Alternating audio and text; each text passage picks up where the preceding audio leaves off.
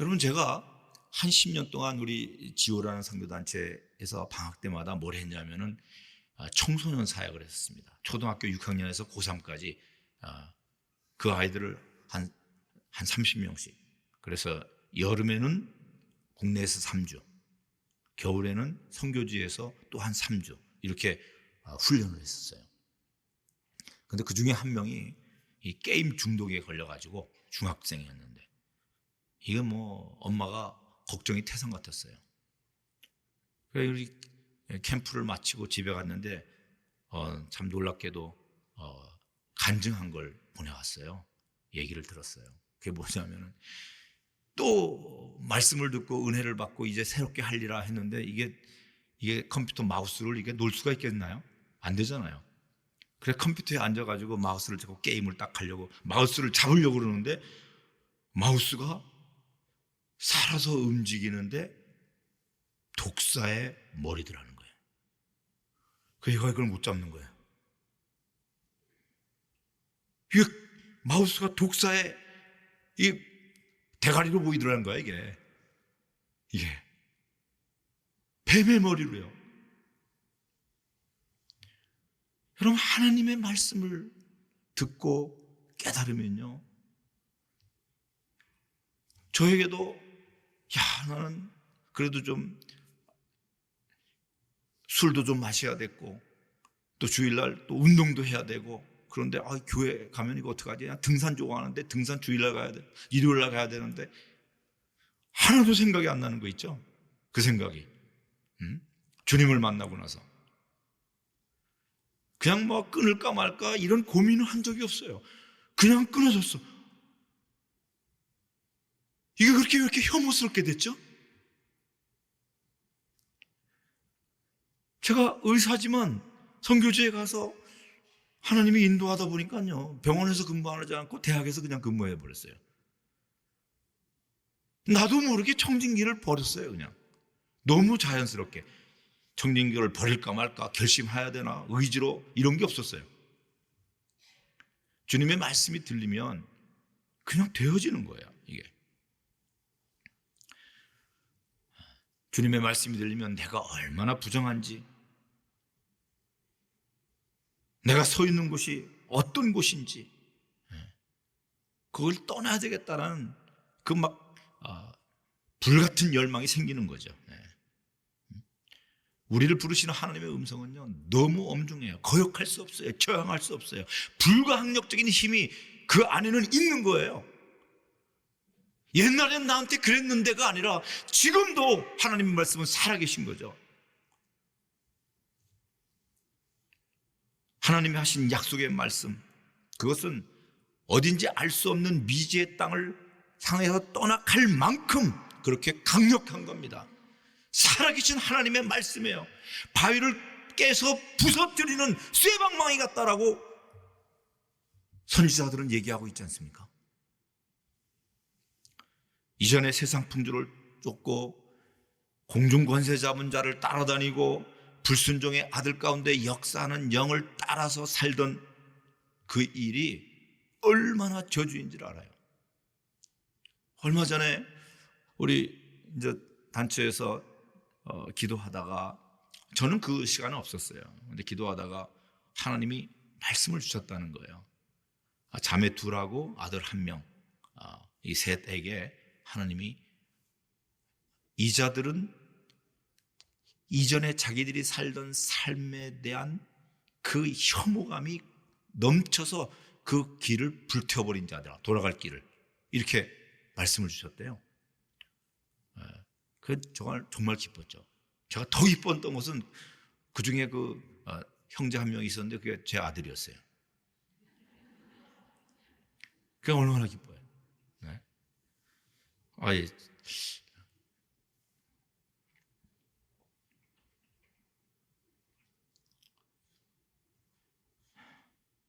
아브라함에게 말씀하신 주님이 우리에게는 그렇게 말씀하지 않으실까요? 이 말씀을 듣고 싶지 않으세요? 주님은 주님을 사모하는 가난한 심령이 있는 자들에게 반드시 말씀하시는 분이에요. 4,000년 전에도, 2,000년 전에도, 지금도 말씀하세요. 지금 이 시간에도, 이 한국에서도, 이집트에서도, 이란에서도, 아프간에서도, 무슬림에게도 요즘 말씀하세요. 중앙아시아에서도, 중동에서도, 저 아프리카 사막의 그 사헬 지대에서도 하나님은 말씀하고 계세요. 저 유목민족에게도 말씀하고 계세요. 네?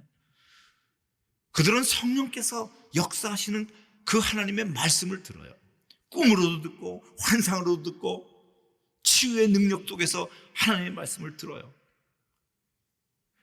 듣는 사람들은 고난, 핍박, 박해, 어려움, 명예살인 이런 것이 있다 하더라도, 그 눌림과 우겨쌈이 있다 하더라도 알라와 무함мет을 떠나서 예수 그리스도를 향해서 나아오는 자들이 지금도 있다는 거죠. 그 고난과 핍박, 환난과 궁핍 속에 들어가요.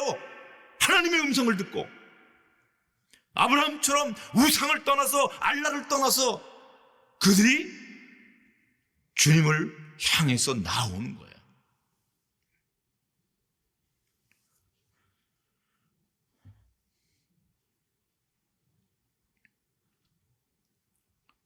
저희가 서초동에 저희 선교단체 본부가 있었습니다.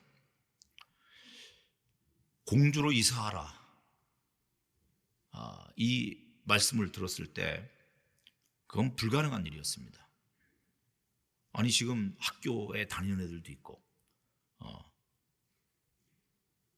다 자기들이 정착해 있는 삶이 있는데 본부를 옮기면 어떻게 몇 명이나 따라오겠습니까? 한번 생각해 보십시오. 선교지를, 우리 아들은 그때 서초고등학교 다녔거든요. 막내가 10년 전에 10년 전, 그렇죠, 10년 전이죠. 근데 이제 공주고등학교로 전환해야 됐어요.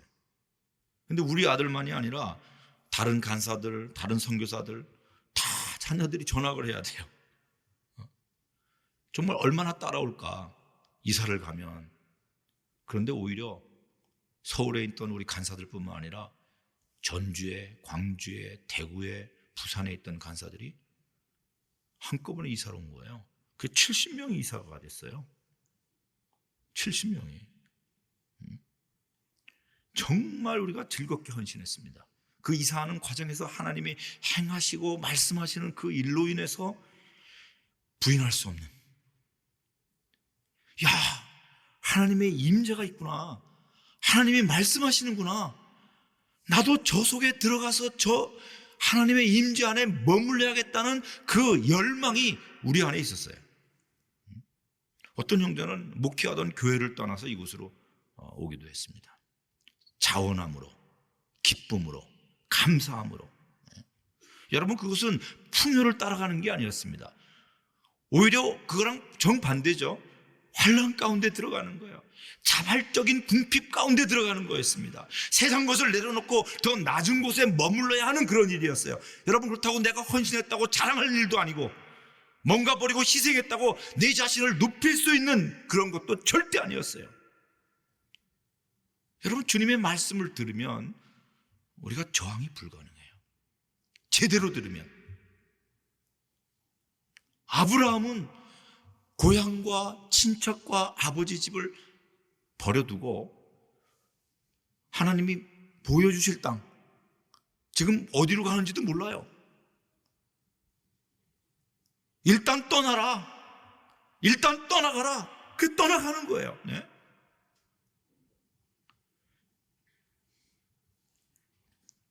세상을 떠나는 믿음은 내가 얼마나 잘 믿느냐에 달려있지 않습니다. 사실은요, 나를 부르신 분이 얼마나 크시냐, 이것을 깨닫는 데 달려있어요.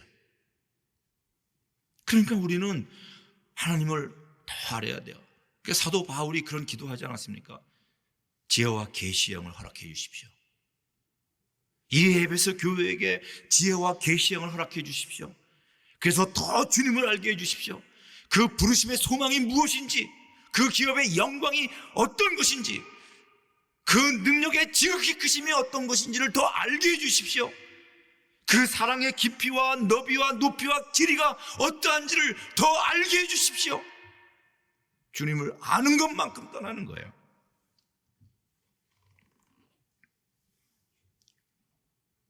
떠나서 목적지가 어디죠? 떠남의 목적지는 바로 우리 주님이세요. 주님을 향해 떠나는 거예요. 주님을 향해서. 우리가 떠날 때, 또 우리는, 제가 선교사를 떠날 때 생각하면요, 우리 아내하고 많이 다퉜어요. 아주 간단한 것 때문에 없었습니다. 젓가락 갖고 가느냐 마느냐 때문에. 야, 거기는 포크 쓰거나 손으로 먹는데 그 젓가락을 왜 갖고 가느냐. 그걸로 싸웠어요. 그리고 제가 이겼습니다. 그리고 가서 얼마 안 돼서 젓가락 보내달라고 연락했어요. 이게 우리들의 모습이죠. 여러분, 버릴 것을 버리고 떠나야 온전한 떠남이 되는 거죠. 그죠? 이 광야에 나갔던, 출애굽했던 이스라엘 백성 보세요. 가가지고 뭘 찾아요? 애굽 바라보면서 부추, 마늘, 고기 뭐 이런 거 찾지 않습니까? 우리도 주님이 주신 이 자유, 이 주님이 주신 이 자유를 육체의 기회로 삼아서는 안 되는 거죠. 돌아갈 다리를 불태워 버려야 되는 거죠. 성경에 서신서에 글 써 있지 않습니까? 말세에 우리가 버려야 될 것, 말세에 사랑하는 것들, 세상을 사랑하고 쾌락을 사랑하고 돈을 사랑하고 자기를 사랑한다고, 이거 우리가 다 버려야 될 거죠. 이것들이 우리 부정한 옛사람을 우리가 집착해서는 안 되는 거죠. 다 버릴 거예요. 여러분, 버리면 부족해 보이나요? 버리면 그게 아깝고 또 뭔가 좀 허전해요? 그럼 우리가 기억할 것이 있죠. 주님으로 충분한 거죠. 여러분, 시편 23편 보면 어떻게 시작하죠? 여호와는 나의 목자시니 내게 부족함이 없으리로다. 같이 한번 해볼까요? 시작. 여호와는 나의 목자시니 내게 부족함이 없으리로다. 근데 이게 번역이 잘못된 거 아세요? 원어에서 여호와는 나의 목자시니 내게, 이 네 개가 문제예요. 네 개. 내게 부족함이 없다. 여호와가 나의 목자시니 나는 부족한 게 없어. 나에게는 돈도 있고 지위도 있고 명예도 있고 애들도 잘 살고, 이런 뜻이 아니에요. 네 개가 아니에요. 나는 부족함이 없다. 재물이 없어도, 건강이 안 좋아도, 낮은 곳에 처해도 나는 부족하지 않다. 예수로 나는 부족하지 않다, 이 얘기입니다. 요한복음 4장에서 사마리아로 들어가시던 주님이 수가성의 여인을 만나죠. 그리고 그 여인에게 물 좀 달라고 그래요. 그랬더니 어떻게 나한테 물을 달라고 하냐 그러니까, 너에게 물을 달라 하는 자가 누군지를 알았다면 너는 나에게 구하였을 것이다 그랬어요. 나에게. 그 나에게가 잘못된 해석입니다. 번역입니다. 나에게가 아니라 나를 구했을 것이다. 나를. 여호와는 우리의 목자세요. 여호와는 나의 목자세요. 나는 부족함이 없어요. 생명의 떡인 예수님으로 배부를 것이고 목마르지 않을 것이기 때문입니다. 비록 가진 것이 없어도 주님으로 우리는 부유한 자가 될 겁니다. 이걸 믿으셔야 됩니다. 우리가 가난하여도, 가진 것이 없어도 사람을 부욕해 할 수 있는 힘이 그리스도 예수로부터 부어지는 거예요. 여러분, 하나님의 말씀에 순종하면, 하나님의 말씀을 듣고 순종하면, 사실은 하나님의 말씀을 듣는 것과 순종한다는 건 같은 겁니다. 하나님의 말씀을 들었다? 그건 순종이 돼야 되는 거예요. 하나님의 말씀을 들었는데 순종하는데 그건 듣지 않은 거죠. 하나님의 말씀에 순종하면 축복이 임합니다. 여기 2절에 나와 있지 않습니까? 복의 근원이 돼요. 하나님의 말씀을 들으면 축복이 임하고 복의 근원이 돼요.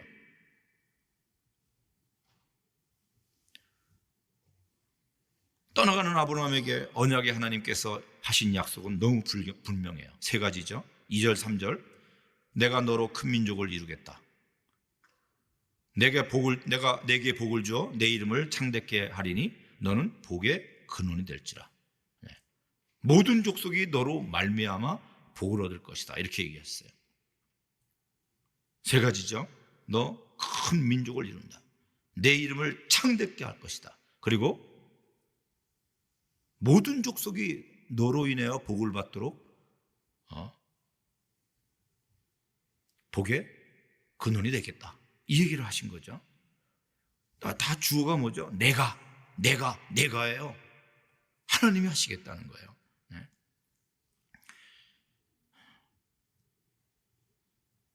여러분, 꿈은 우리가 꾸는 게 아니죠.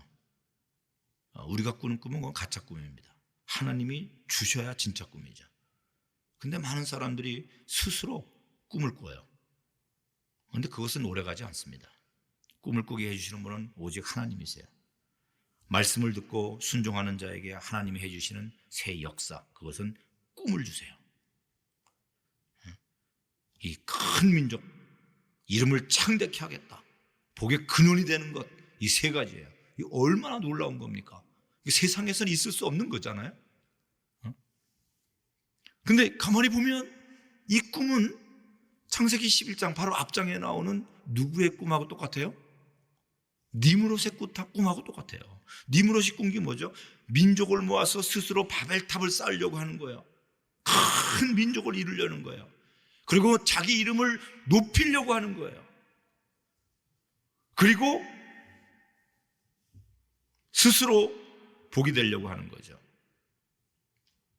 자기 이름을 창대케 하라고 그런 수단과 방법을 가리지 않았어요. 자기 힘으로 제국을 건설하려고 했고 그런 복을 스스로 만드는 자였습니다.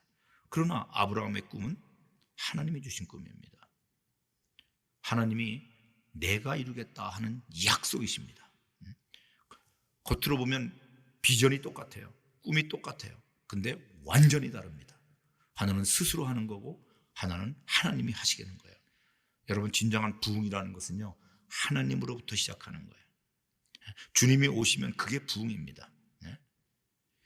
여러분, 사울왕과 다윗왕을 비교해 보세요. 사울왕은 칼을 잘 쓰는 사람들을 만나면 그들을 끌어모았습니다. 그런데 다윗은 성경에 뭐라고 비교해서 왔습니까? 하나님이 그와 함께 하심으로 전쟁에 능한 자들이 모여들었다는 거예요. 여러분, 우리는 빛이에요. 주님의 말씀을 순종하는 자는 빛이 되는 거예요. 빛의 자녀예요. 그 빛을 보고 곤고한 자들, 병든 자들, 가난한 자들, 잃어버린 자들이 그 빛을 보고 소망을 보고 달려오는 거예요. 빛의 자녀답게 우리가 주님 앞에 서 있어야 될 필요가 있는 거죠.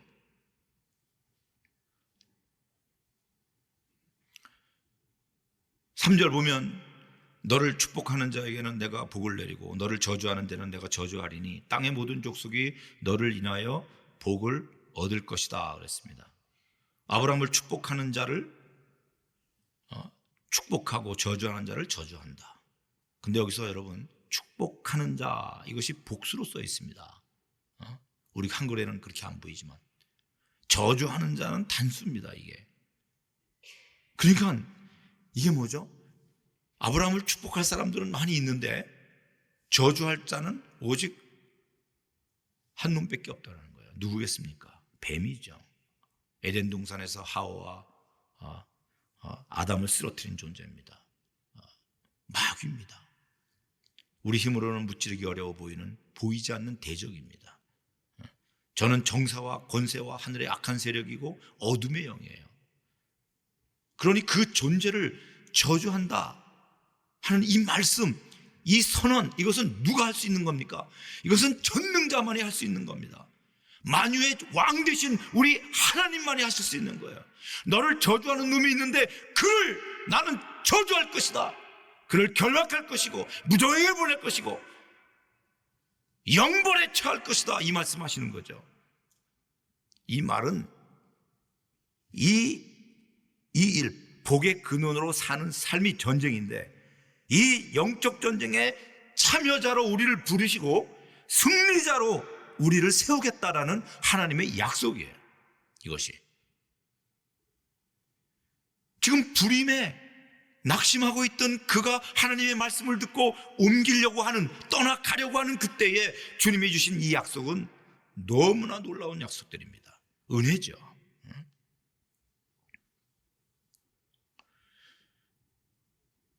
이것이 축복입니다. 이것이 이 부르심이 있다는 것을 깨닫는 게 축복이에요. 그리고 우리가 하나님의 말씀을 따라가면 우리가 빚진 자라는 걸 깨달아요. 빚진 자들. 예? 여러분, 여기서 땅의 모든 족속이 너를 인하여 복을 받을 것이다 그랬습니다. 이것은 마태복음 28장의 지상명령과 똑같은 얘기입니다. 너희는 가서 모든 족속으로 제자를 삼으라. 이거하고 똑같은 말씀이에요. 내가 복의 근원이니까 제가 이제 이슬람 코카서스 지역의 한 나라에서 교회도 개척하고 했는데, 사실 저는 한때 참 교만한 적이 있었어요. 왜냐하면 제가 선교지에 들어갔을 때 그 동네, 그 민족 가운데는요, 예수 믿는 사람이 15명밖에 없었어요. 그것도 안식일 교인까지 합해서. 그러니까 완전히 초대교회죠. 그러니까 제가 교회를 세우면서 내가 이 아제리 민족의 초대교회를 세웠다 하는 이 영적인 자부심이 있었어요. 근데 이것이 얼마나 교만한 생각이었는지 제가 금방 또 깨닫게 됐죠.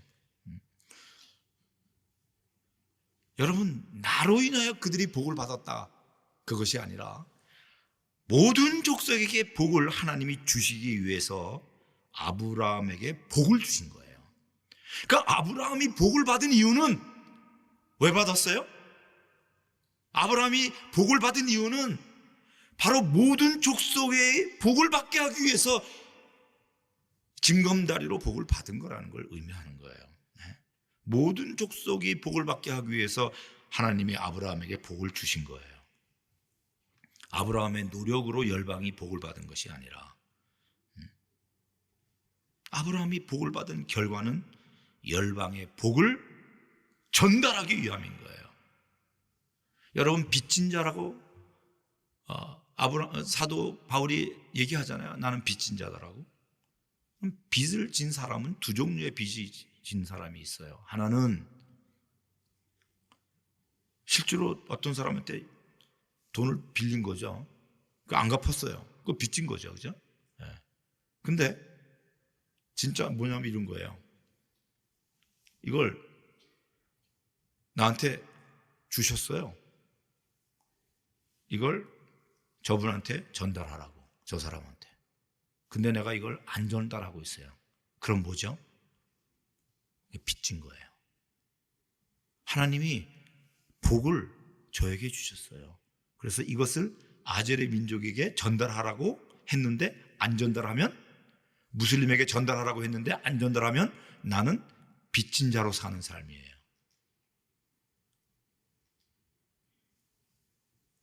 하나님의 말씀이 들리면 내가 빚진 자라는 걸 알아요. 빚진 자, 두 종류의 빚진 자가 있다고 말씀드렸습니다. 전달하지 않고 복음을 소유해 버리면 그 빚진 자로 사는 거예요. 사도 바울이 이스라엘과 이방인에게 빚진 자라고 얘기하잖아요. 하늘에서 보이신 것을 내가 거스리지 아니하고 그들을 어둠에서 빛으로, 사단의 권세에서 하나님께로 이끄는 그 일의 부르심, 그 일에 자기는 빚진 자라는 거예요. 그러니까 우리는 그 일을 해도 자랑할 것은 사실은 없는 거죠. 그렇기 때문에 그는 로마를 거쳐 서바나까지 가려고 그렇게 애썼던 거죠. 빚진 자였기 때문에. 여러분, 우리가 이 일을 하지 않으면 우리는 빚진 자로 끝나는 겁니다. 저는 모든 무슬림들이 주님을 노래하는 날까지 빚진 자예요. 복음의 빚진 자.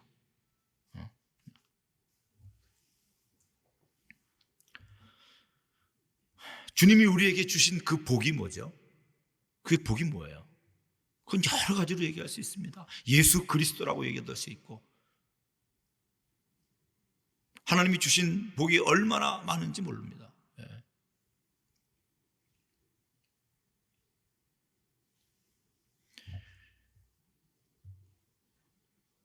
우리 고린도전서 1장 21절을 보면 이런 말씀이 있어요. 하나님의 지혜에 있어서는 이 세상이 자기 지혜로 하나님을 알지 못하므로 하나님께서 전도에 미련한 것으로 믿는 자들을 구원하기를 원하노라, 이렇게 써 있습니다.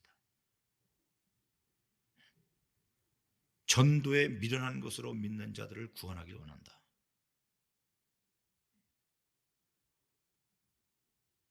어느 누구도 스스로 하나님을 알 수가 없습니다. 안다? 스스로 알았다? 그건 거짓입니다.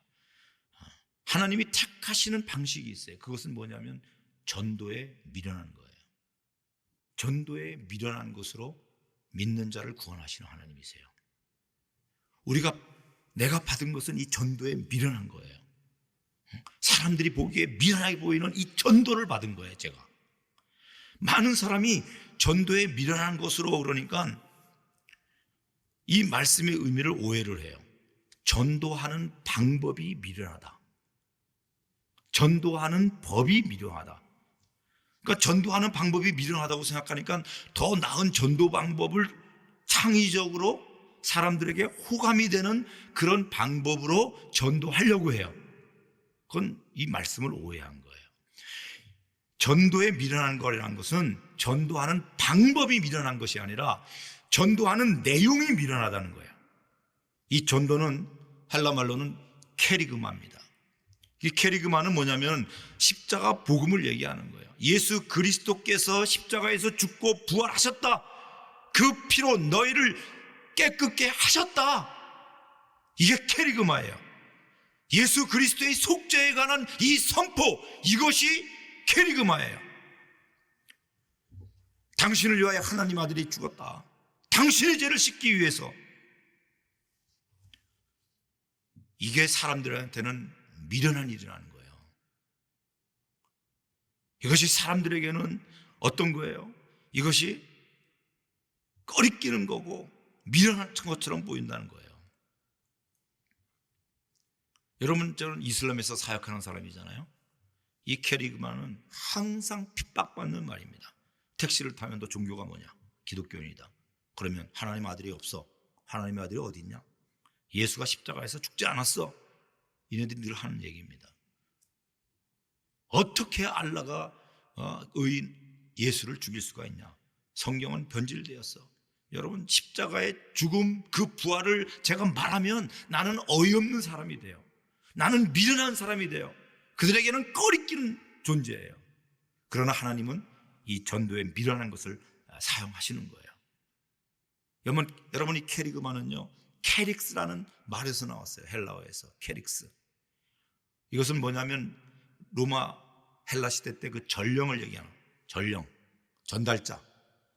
하나님께서 왕이 제국의 왕이 명령을 내리는 거예요.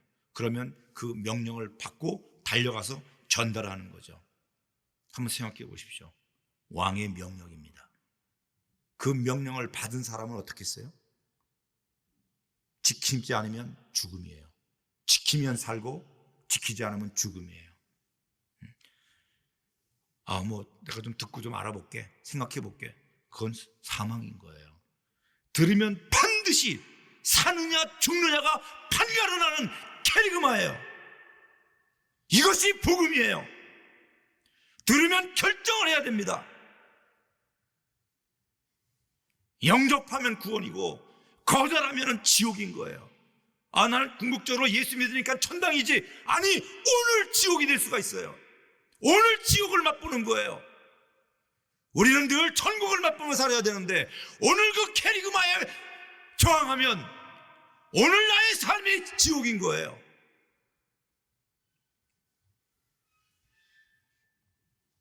케리그마의 반응은 분명합니다. 사느냐 죽느냐예요.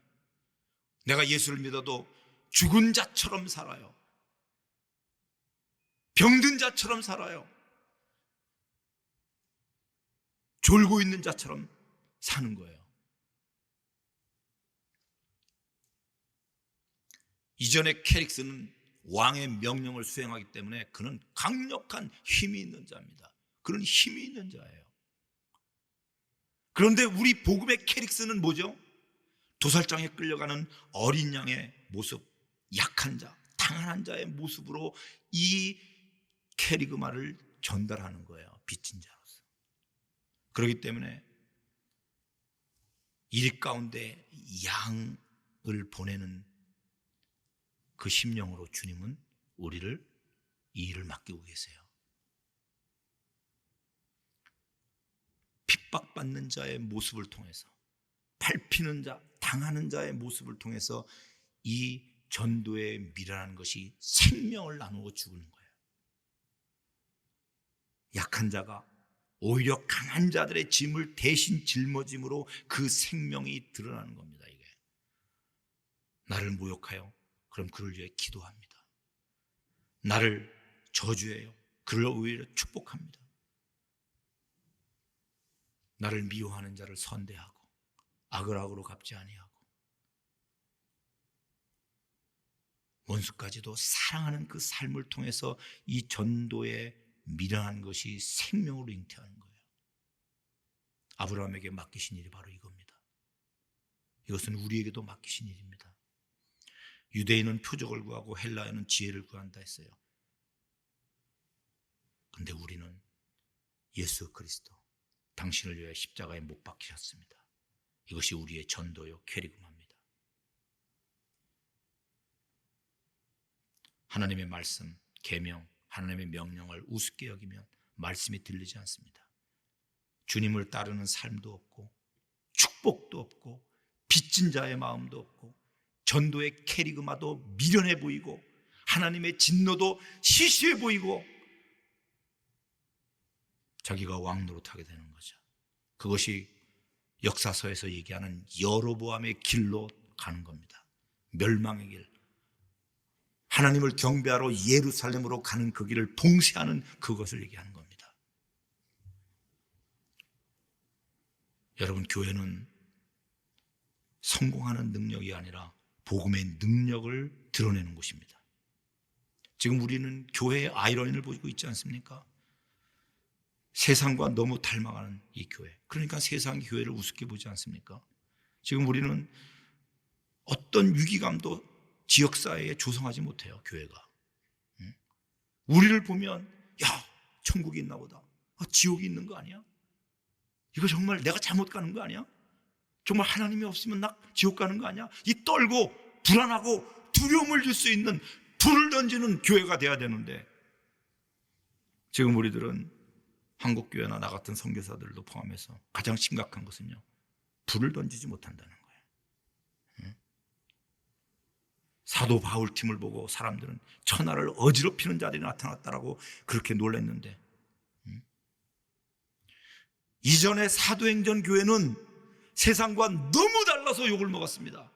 그런데 지금의 우리 교회는 세상과 너무 닮아서 욕을 먹고 있어요. 이유는 한 가지입니다. 하나님의 말씀을 거역했기 때문에.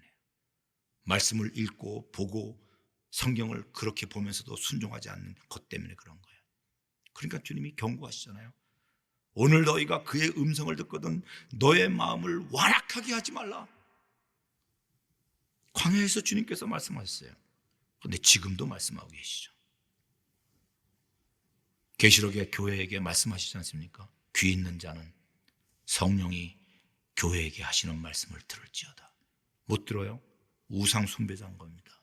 우상을 숭배하기 때문에 귀가 있어도 듣지 못하는 겁니다. 내 안에 우상이 있다는 것을 기억해야 됩니다. 귀 있는 자는 성령이 교회에게 하시는 말씀을 들을지어다. 여러분, 우리 말씀을 사랑해야겠습니다. 말씀을 사랑합시다. 말씀에 순종합시다. 말씀을 따라 아브라함은 따라갔습니다. 아브라함은 말씀을 따라가는 삶을 살았습니다. 우리는 무엇을 따라가고 있습니까? 지금 돈입니까? 명예입니까? 쾌락입니까? 뭡니까? 하나님의 말씀, 우리는 성령의 인도함을 따라 그렇게 가야 되겠죠. 하나님이 누구를 돌보시는지 아십니까? 이사야 66장 2절에 보면 가난한 마음, 애통하는 심령, 하나님의 말씀 앞에 떠는 자를 하나님이 돌보신다고 그랬어요. 하나님의 말씀 앞에 떠는 자. 네. 아멘. 하나님의 말씀은 완전하고 영혼을 소생시키는 말씀입니다. 여호와의 증거는 확실하여 우둔한 자를 지혜롭게 하는 말씀입니다.